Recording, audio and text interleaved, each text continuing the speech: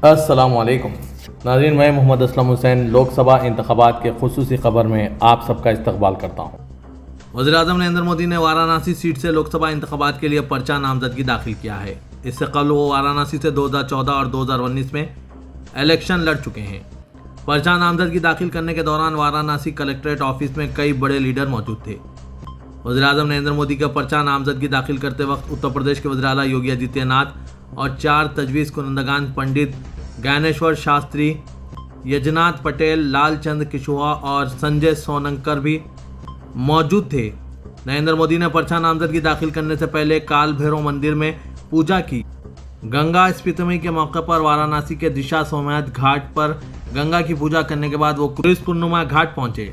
वज़ीर दाखिला अमित शाह, बीजेपी के कौमी सदर JP नड्डा, अदाकार पवन कल्याण, मरकजी रियासती वजीर अनुप्रिया पटेल, महाराष्ट्र के वज़ीर आला एकनाथ शिंदे, वज़ीर दिफा राजनाथ सिंह और दीगर वज़राए आला और मरकजी वज़रा के साथ मेंबरान पार्लियामेंट और MLAs ने वज़ीर-ए-आज़म नरेंद्र मोदी के पर्चा नामजदगी दाखिल करने के वक्त मौजूद थे। आंध्र प्रदेश के साबिक वज़ीर आला और TDP सरबराह चंद्रबाबू नायडू ने वज़ीर-ए-आज़म नरेंद्र मोदी की पर्चा नामजदगी के बारे में कहा कि आज का दिन एक तारीखी दिन है। वाराणसी एक मुक़द्दस मुकाम है। नरेंद्र मोदी दोबारा वज़ीर-ए-आज़म बनने जा रहे हैं। पिछले 10 सालों से उन्होंने बहुत अच्छा काम किया। चंद्रबाबू नायडू ने कहा कि वो एक बार फिर वज़ीर-ए-आज़म बनने वाले हैं। सरकर्दा माहिर कानून प्रशांत भूषण ने पार्लिमानी इंतखाबात में बीजेपी को 200 नशिस्तें पार करने की पेशकशी की है, क्योंकि पार्टी और अवाम का एक काबिल लिहाज हिस्सा उसके खिलाफ इंतहाई ताकतवर एहसास जाहिर कर रहे हैं। अवाम समझती है कि बीजेपी मुल्क के लिए एक बड़ा खतरा है। खासतौर पर भूषण ने यह मौक़िफ़ भी जाहिर किया कि अपोजिशन इंडिया इत्तेहाद को पार्लियामेंट में अक्सरियत होने पर वो NDA को इक़्तिदार से हटा सकता है और ना कि ममता बनर्जी तृणमूल कांग्रेस। गोश्त, मंगलसूत्र और बैलों पर वज़ीर-ए-आज़म नरेंद्र मोदी के हालिया रिमार्क्स पर रद्दअमल जाहिर करते हुए प्रशांत भूषण ने इल्ज़ाम आयद किया कि वज़ीर-ए-आज़म महसूस कर रहे हैं कि इंतखाबात उनकी गिरफ्त से निकलते जा रहे हैं और इसलिए मायूसी में ऐसी निचली सतह की तकरीरें कर रहे हैं।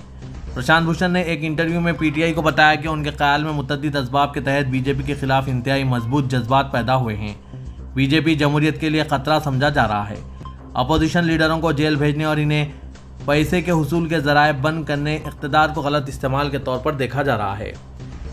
लिहाजा अवाम में उनके खिलाफ बहुत ज़्यादा बरहमी पाई जा रही है। गैर सरकारी तंजीमों के एक ग्रुप की जानिब से मुनक़िदा सेमिनार में शिरकत करने प्रशांत भूषण हाल ही में कोलकाता पहुंचे थे। माहिर कानून व जहदकार ने मजीद इल्ज़ाम आयद किया कि बीजेपी का फ़िरक़ेवाराना प्रोपेगेंडा उसके इन्हतात के लिए कई असबाब में शामिल है।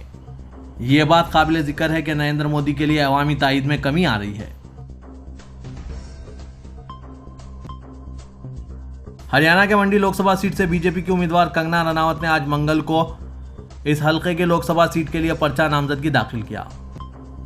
इनके साथ इनकी मां और बहन भी मौजूद थे। कंगना रनावत ने कहा कि यह मंडी के लोगों की मोहब्बत थी जिसने इन्हें इनकी आबाई रियासत में वापस लाया। उन्होंने कहा कि इन्हें उम्मीद है कि वो सियासत में अपनी शिनाख्त बनाएंगे जैसा कि उन्होंने फिल्मों में बनाया है। मंडी के लोगों और इनकी मुझसे मोहब्बत ने मुझे यहाँ तक पहुँचाया। कंगना रनावत ने कहा कि हमारे मुल्क की ख़वातीन हर मैदान में अपनी शिनाख्त बना रही है, लेकिन चंद साल पहले मंडी में ख़वातीन के खिलाफ कई वाक़यात बहुत ज़्यादा थे। आज मंडी की ख़वातीन फ़ौज में हैं, तालीम और सियासत के मैदान में हैं। कंगना ने कहा कि कांग्रेस के बारे में पूछे जाने पर कांग्रेस पार्टी की मुल्क दुश्मन ज़हनियत मुल्क के लिए तशवीशनाक है।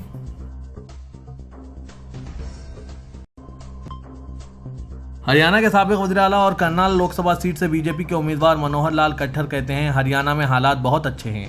कांग्रेस की मुहिम अभी शुरू हुई है, लेकिन हमारी मुहिम पिछले 1.5 माह से जारी है। हमारे कारकुनान घर घर मुहिम चला रहे हैं। बूथ की सतह पर हमारी पार्टी अपनी पॉलिसियों को अवाम तक पहुंचाने में कामयाब हो रही है। हरियाणा के साबिक वज़ीर आला और करनाल लोकसभा सीट से बीजेपी के उम्मीदवार मनोहर लाल खट्टर ने कहा कि वज़ीर-ए-आज़म नरेंद्र मोदी तीसरी बार वज़ीर-ए-आज़म बनने जा रहे हैं और हरियाणा में भी भारतीय जनता पार्टी के तमाम उम्मीदवार कामयाब होंगे।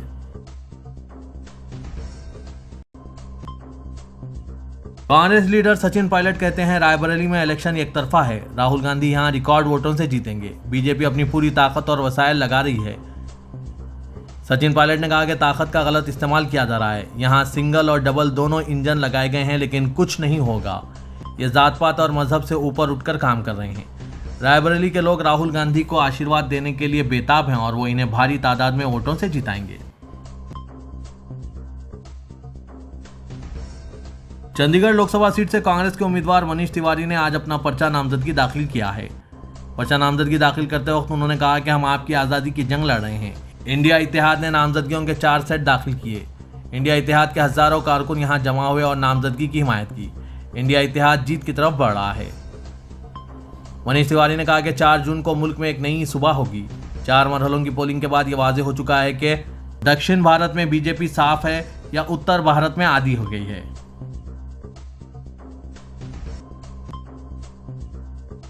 कांग्रेस लीडर जयराम रमेश ने कहा है कि हम ये इलेक्शन आइन को बचाने के लिए लड़ रहे हैं। हमने लोकसभा इंतखाबात के लिए 5 न्याय पत्र पेश किए हैं। हमने असेंबली इंतखाबात के लिए भी 10 वादे किए हैं। वज़ीर-ए-आज़म नरेंद्र मोदी की ज़बान से साफ जाहिर है कि वो कंफ्यूज हो चुके हैं। जयराम रमेश ने मोदी पर सख्त तनकीद करते हुए कहा कि कभी वो हिंदू, मुस्लिम लीग और मंगलसूत्र के बारे में बात करते हैं। मोदी कभी किसान, नौजवानों, मजदूर, ख्वातीन और पसमानदा तबके के बारे में बात नहीं करते, क्योंकि ये इनके लिए अहम नहीं है। वज़ीर-ए-आज़म की ज़बान में सिर्फ जहर है।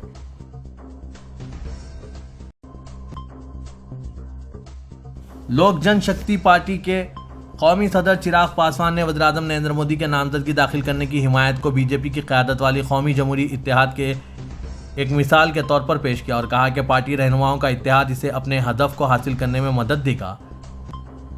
एएनआई से बात करते हुए चिराग पासवान, जो वाराणसी में वज़ीर-ए-आज़म नरेंद्र मोदी की नामजदगी दाखिल करने के लिए पहुंचे थे, उन्होंने कहा, एनडीए का इत्तेहाद ही हमें पूरे मुल्क में फ़ायदा पहुंचा रहा है। आज पीएम मोदी के तमाम हामी इनकी हिमायत में यहाँ मौजूद है। नामजदगी दाखिल करना हमारी ताकत, हमारा इत्तेहाद है। मरकजी वजीर और भारतीय जनता पार्टी के रहनुमा गिरिराज सिंह ने आज मंगल को वज़ीर-ए-आज़म नरेंद्र मोदी की क़यादत में रियासत में पार्टी की जीत पर एतमाद का इजहार किया और कहा कि जारी लोकसभा इंतखाबात के नतायज अपोजिशन के लिए एक झटके के तौर पर आएंगे। रहनुमा बीजेपी लीडर ने बिहार में साबिक राष्ट्रीय जनता दल लीडर लालू यादव की हुक्मरानी को भी निशाना बनाया और कहा कि नौटंकी मास्टर लालू यादव ने रियासत के लोगों को धोखा दिया है। आंध्र प्रदेश के chief electoral officer Mukesh Kumar Meena ने आज कहा कि जिला चित्तूर में तेलुगु देशम पार्टी के पोलिंग एजेंटों को जिनका अगवा कर लिया गया था, इन्हें बचा लिया गया है। सीईओ ऑफिस से जारी करदा प्रेस रिलीज के मुताबिक जिला चित्तूर के सिड्डम मंडल के गांव बोकारा मंडा से तेलुगु देशम पार्टी के पोलिंग एजेंटों का अगवा कर लिया गया था। सदर जिला टीडीपी इंचार्ज जगन मोहन राजू ने शिकायत की थी कि पोलिंग बूथ 189, 188, 199 के टीपी पोलिंग एजेंट्स का अगवा कर लिया गया। उन्होंने अपनी शिकायत में दावा किया कि वाईएसआरसीपी के कायदीन ने टीडीपी एजेंटों का उस वक्त अगवा किया जब वो पोलिंग स्टेशन जा रहे थे। मीना ने यह बात कही। शिकायत के फौरी बाद सीईओ ने जिला इलेक्शन ऑफिसर्स और पुलिस को अलर्ट किया, जिस पर फौरी कार्रवाई करते हुए बेल्लूर से इन पोलिंग एजेंट्स को बचाया गया।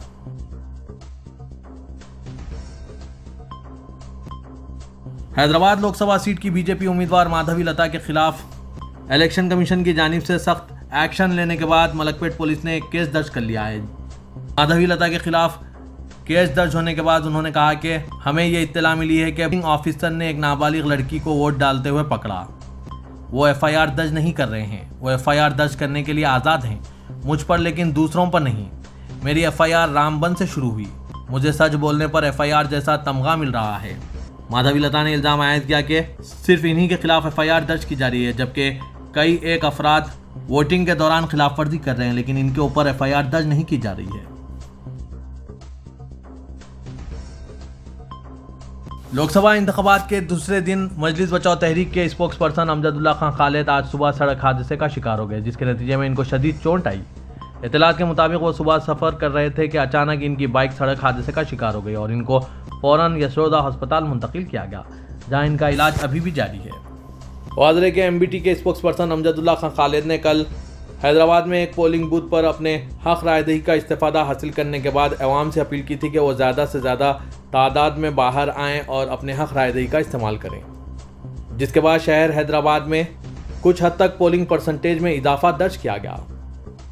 अमजदुल्ला खान खालिद के हादसे के इत्तला मिलते ही इनके चाहने वालों का इनके घर और दवाखाने पर तांता बन गया है। लोग इनकी खैरियत दरियाफ्त करने के लिए पहुंच रहे हैं।